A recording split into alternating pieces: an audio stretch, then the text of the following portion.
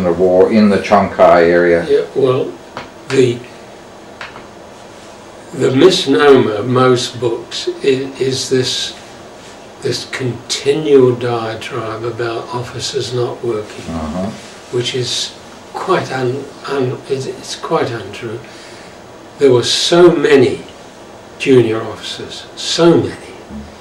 As you know, they very quickly got rid of everyone over the rank of Lieutenant Colonel, and they were all shipped off to Manchuria or Tokyo.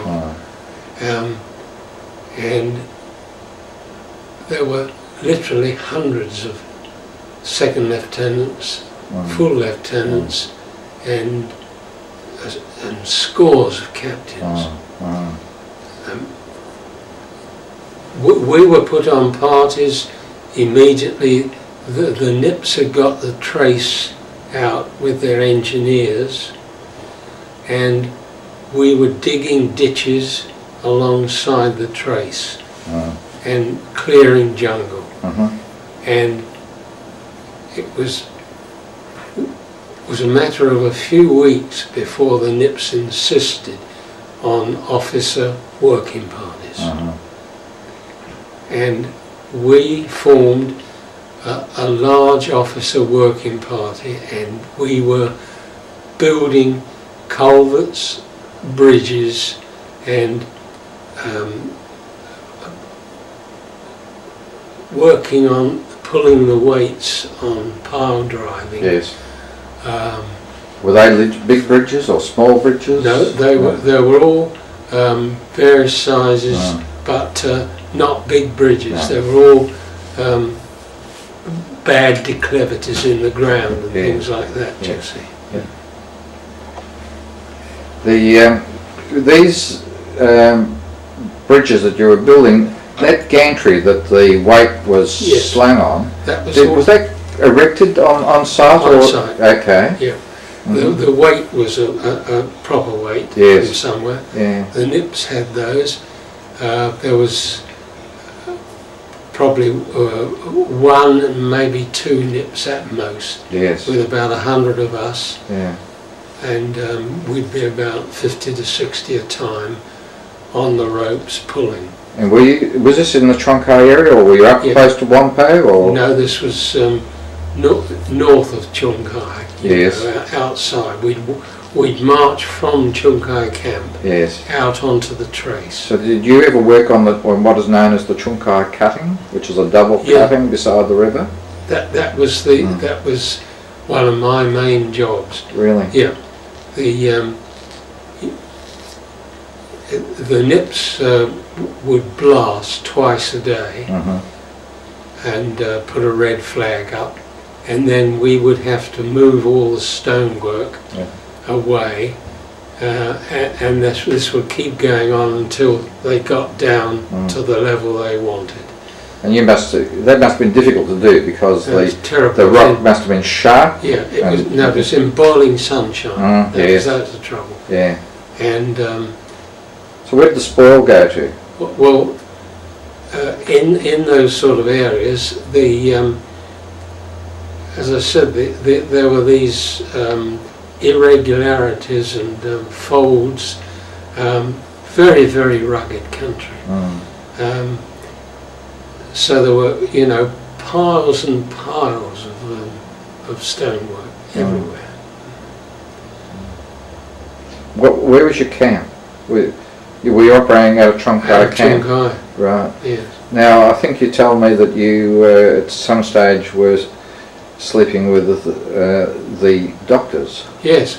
Well, that was much later. I on this particular party, the pile driving party, we 2 or 3 started contracting diphtheria, and I unfortunately picked up diphtheria, and I was in Chongkai hospital with diphtheria, so that you just lay there and hoped. There's no proper medicine, just you know, the odd orderly taking temperatures. Yeah, yeah. But that was quite a worrying period. The cutting by then was through, and they'd started putting a track down, just the earth being. The nips had a process of like large, heavy wooden timber boards with poles in the middle. They were like stompers, and you had to smash down the stone and earth flat to compact it. And that was a very heavy job. So that once they made the cutting the right width, they then started putting the road through for the railway. Yes, I stand in Tronkai cutting every November. Yeah. Wonderful. So in future I'll think of you when I'm there. I'll have to just jump outside.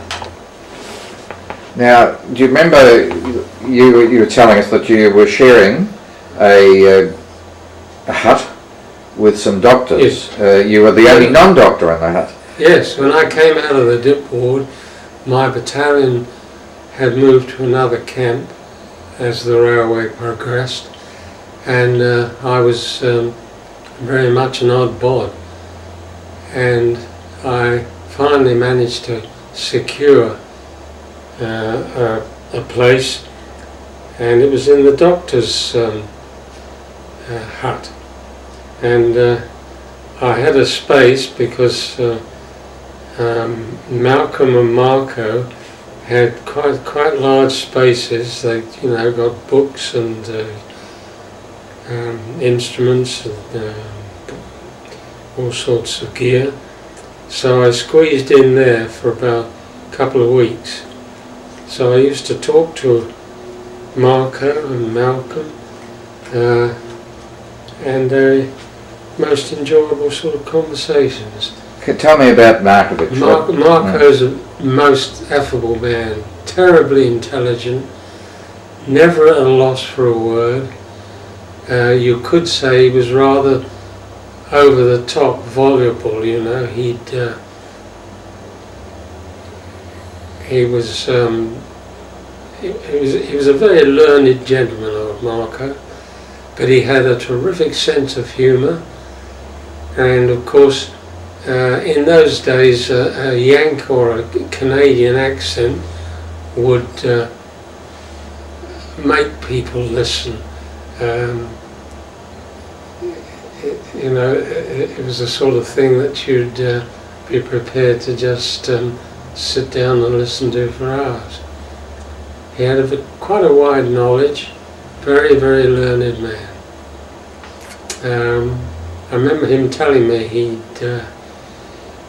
done quite a lot of work over in America at the Mayo Clinic.